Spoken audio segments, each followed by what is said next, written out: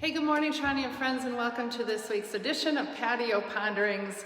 And today my patio is in the sanctuary of the historic Trondheim Church, and in the background is this amazing painting that sits up behind the altar.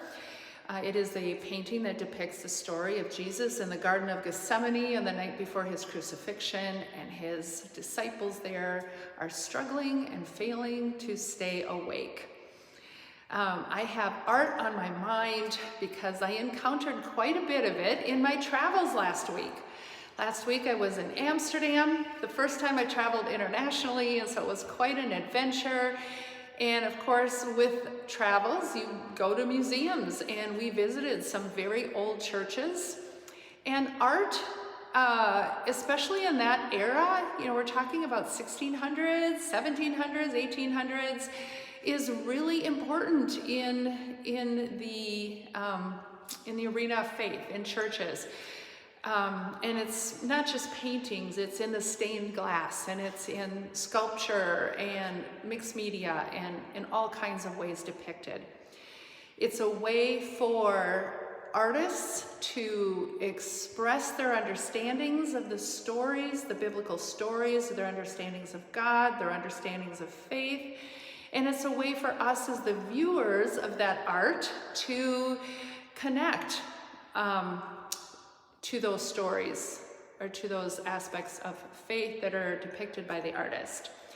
Now, I know very little about art, very little, but I do like religious art. It's super interesting for me to think about what details that an artist is choosing to bring forward, how the artist is using light and shadow and shading to bring out a mood in the art piece.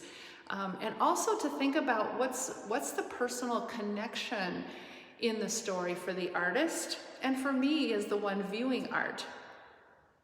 So yes, I am all about the art this week. Just one of the many things I've been thinking about after this amazing trip that I had last week. So one of the specific things that I've been thinking about comes out of one of the paintings that I saw at the Rijksmuseum. And it's a painting that depicts the story in which Pharaoh's daughter discovers the infant Moses in the Nile River. It's from the Exodus story. And I found it very interesting that Pharaoh's daughter and her maids, her ladies in waiting, I don't know what to call them, were all very, very fair-skinned. Now, I'm pretty sure that even that many millennia ago, Egyptian women were people of color. So it got me to thinking about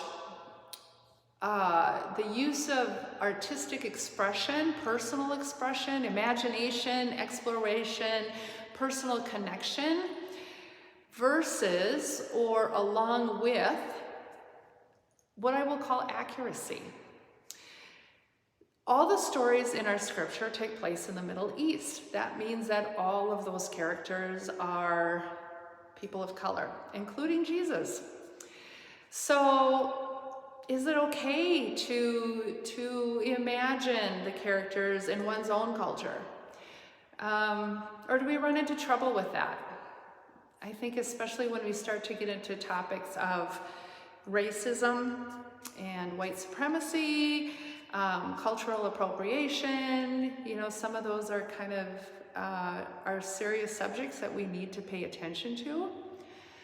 How do we balance that? Because I've certainly seen some amazing art depicting the stories in all kinds of different cultures.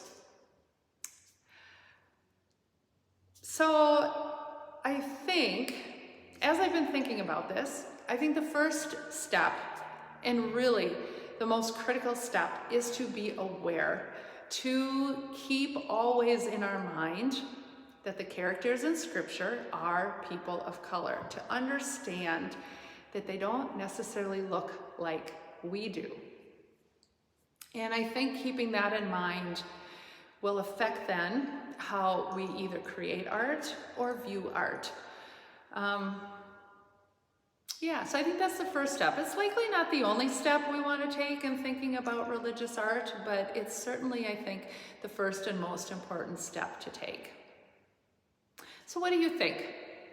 How do we think about those topics in art? Is art important to you? Is it something that helps you connect with faith? Is it something that you find interesting in exploring the biblical stories? Or have you ever thought about using art? You know, we don't use it as much in our modern churches as they used to, because we can all read the stories. We don't need the visual representations in the stained glass or in the paintings that were actually needed centuries ago. So maybe we haven't even thought about that, but I would love to hear what you have to say. I have pictures I would love to show you. And I look forward to being back with you on Sunday. I hope to see you there. Thanks and have a great day.